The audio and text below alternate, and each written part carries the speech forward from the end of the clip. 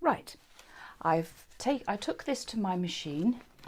Excuse me, bending over.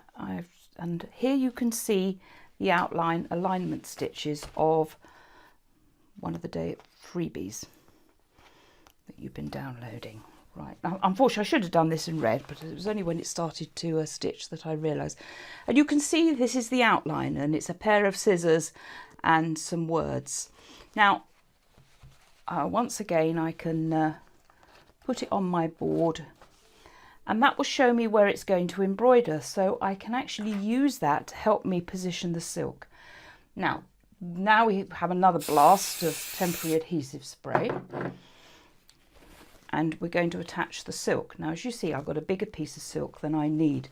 The lovely thing, or one of the lovely things about silk dupion, is it's got lines, and these lines help you to put things on straight. I use them constantly, and I tend to go by the lines rather than by the selvage. So I'll take a line like this, and I know that from that point to that it's got to be straight, and I can line that up with the grid like that and iron that in place. And you probably start at one place and work down, and once more you've got to iron into the corners, and if you don't feel it sticking sufficiently, then you can take it off and put more temporary adhesive on. And that's how I attach my my silk. Now I'm going to take this to the machine, and I will do the second set of outline alignment stitches, which is a box, which will secure the fabric in place.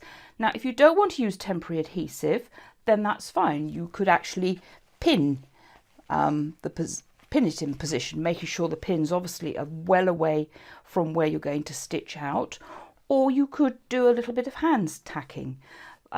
In some circumstances you may want to do more than one of these methods of holding it in place, but this is how I do it, and the purpose of the video today was for you to see how all the embroideries at Graceful Embroidery are stitched out.